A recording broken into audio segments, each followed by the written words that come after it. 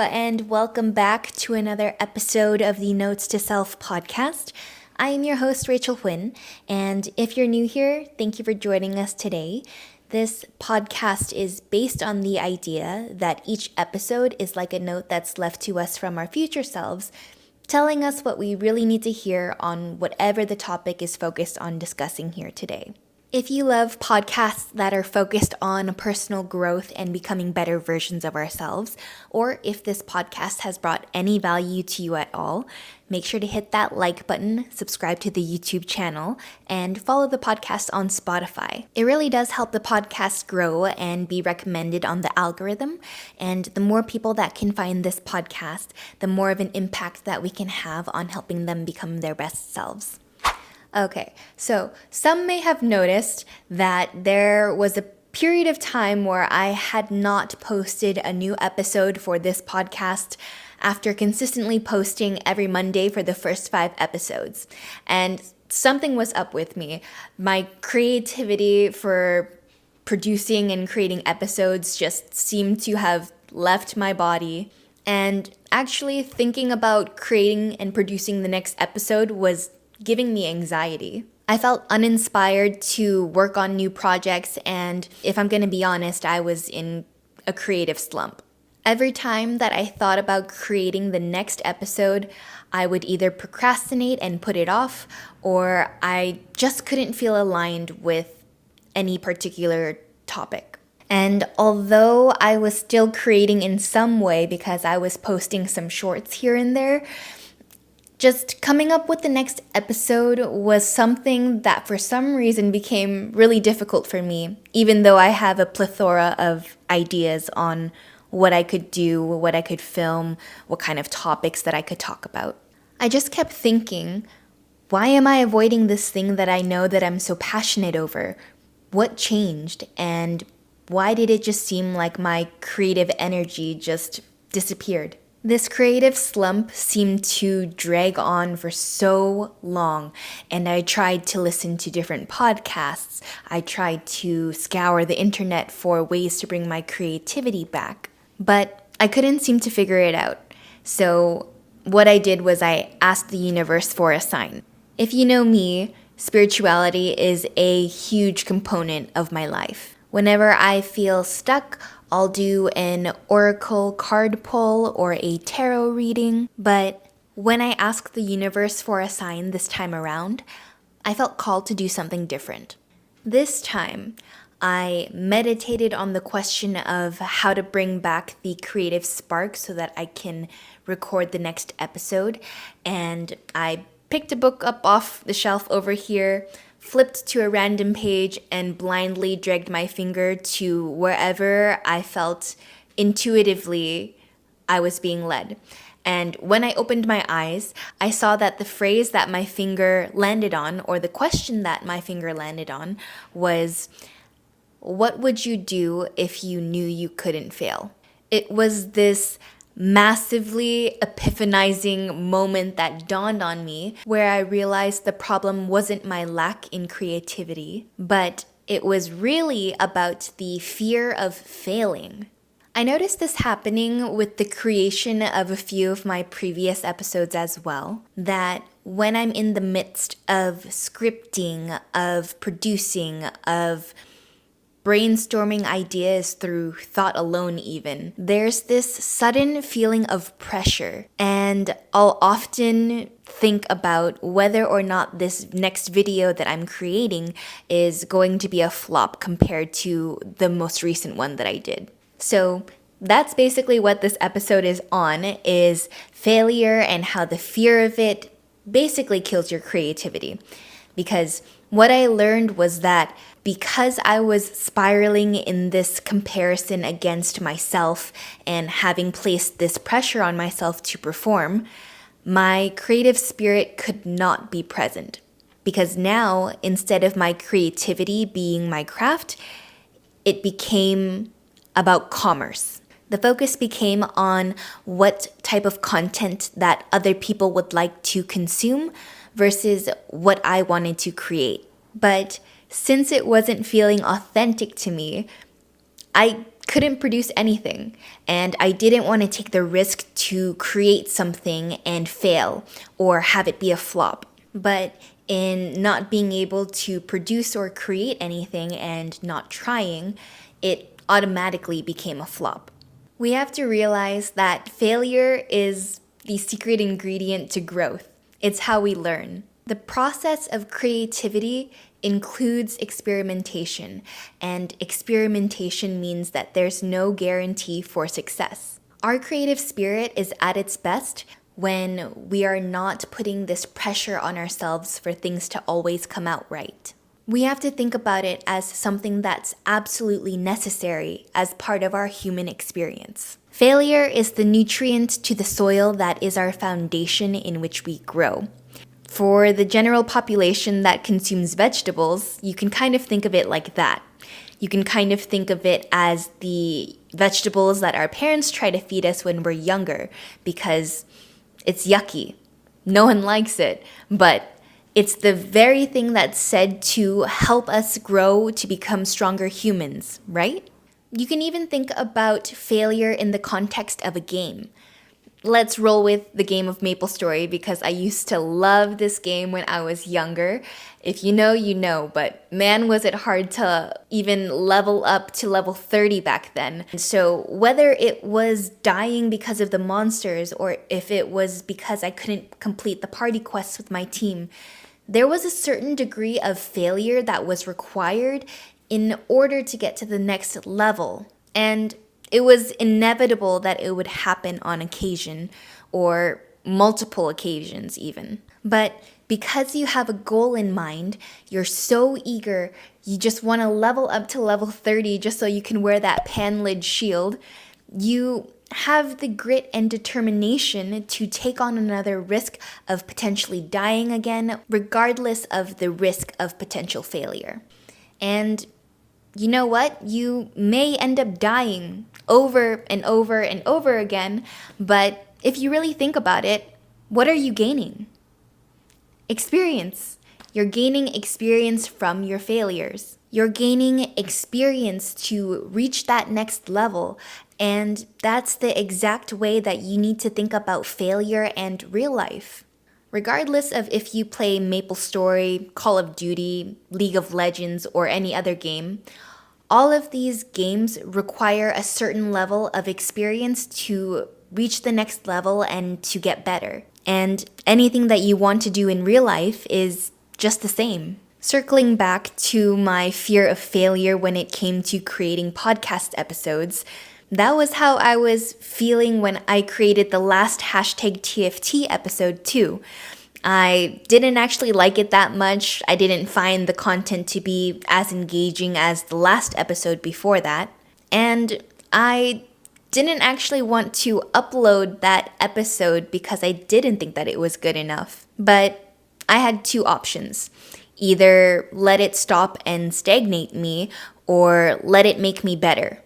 Even though I thought that the episode might suck, I forced myself to go through with editing the whole thing and posting it regardless of how I felt about it.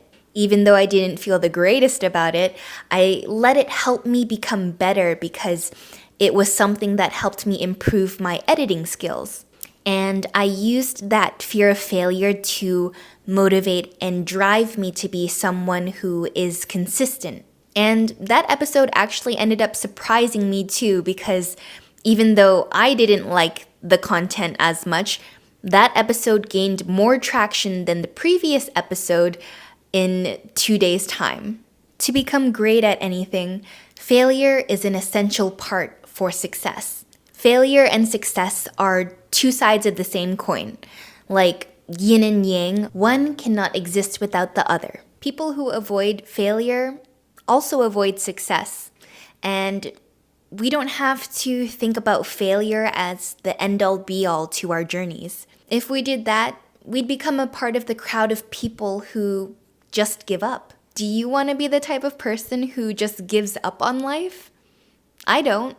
Oftentimes, people would rather give up than to risk another fail because fear is at the root of it.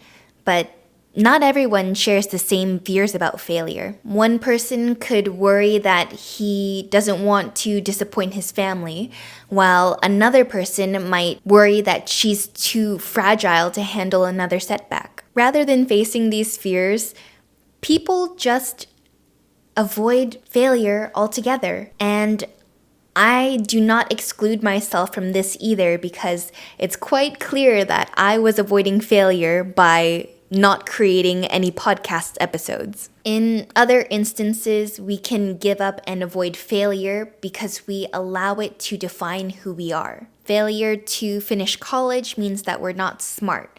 Failure to have a successful business means that we were never meant to be entrepreneurs. Failing to publish a book means that we're poor writers. But these things just simply aren't true. Giving up at the first occurrence of failure can also be a learned behavior too. Maybe when you were younger, your parents always swooped in on something that you couldn't get on the first try.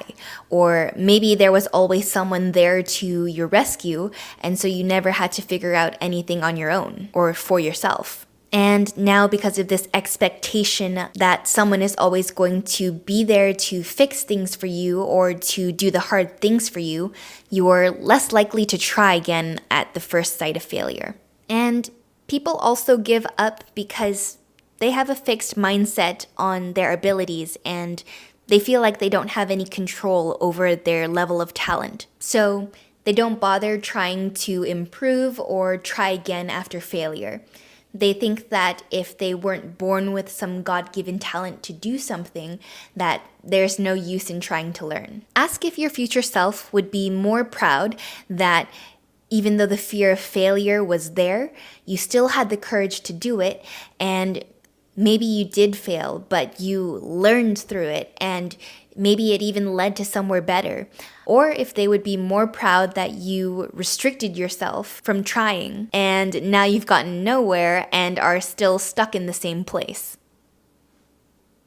I don't think there's a world out there where our future selves would say, I'm so proud of you for not trying. I'm so proud of you for having a dream and not going after it.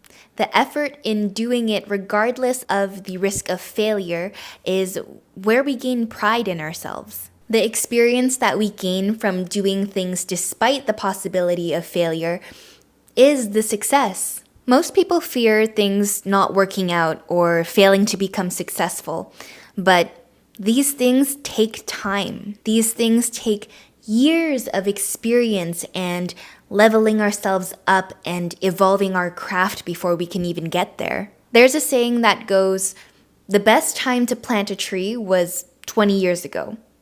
The second best time is now or today. Every effort that you give, every investment that you make in yourself, every piece of content that you put out there, or every time that you do something that you were scared of, you are planting seeds, watering your garden, and growing your craft. Every time you overcome the fear of failing is you nurturing your self-confidence and building your capability to have success. I want to talk to you guys about one of the most failing persons to have ever lived. You guys have probably heard about him, Thomas Edison. You know, the guy who invented the light bulb, motion pictures, and the phonograph. I don't even know if kids today know what a phonograph is, but basically it's the original version of a vinyl record player, and it reproduced sound by having a needle follow the grooves on a record or a disc and vibrate at different frequencies to reproduce music. And so Thomas Edison was one of the most prolific inventors of all time. He had so many experiments going on, but you've probably never heard of his invention of the electric pen or the ghost machine or the spirit phone. And that's because those were just a few of his thousands and thousands of failed inventions. There was a biography written about him in 1915 where it cited that an assistant had commented on the lack of results after working for weeks on an invention. And you know what he said? He said, "Results? No results? Why, man, I have so many results. I know several thousand things that won't work. He's famous for the quote that goes, I have not failed 10,000 times. I have successfully found 10,000 things that won't work.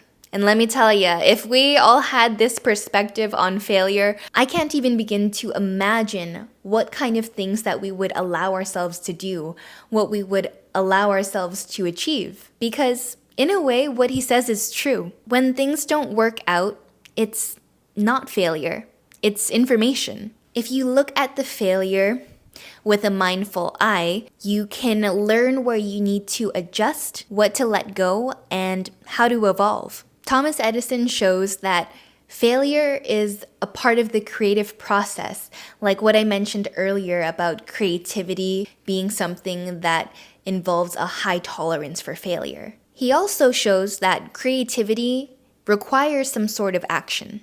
An object in motion stays in motion, and action creates more action through being inspired by what you're doing. And inaction creates more inaction, which is why I was stagnant for a while, because I wasn't doing anything. Through realizing that failure is a part of the creative process, that alone helped me break through this creative block that I was having and into action. Because if you really think about it, life is just one giant experiment of finding what does work and what doesn't. Soichiro Honda, the creator of Honda, the car company, says that success is 99% failure. And what's really interesting is that a lot of the wildly successful and rich people that we know today have the same mindset around failure.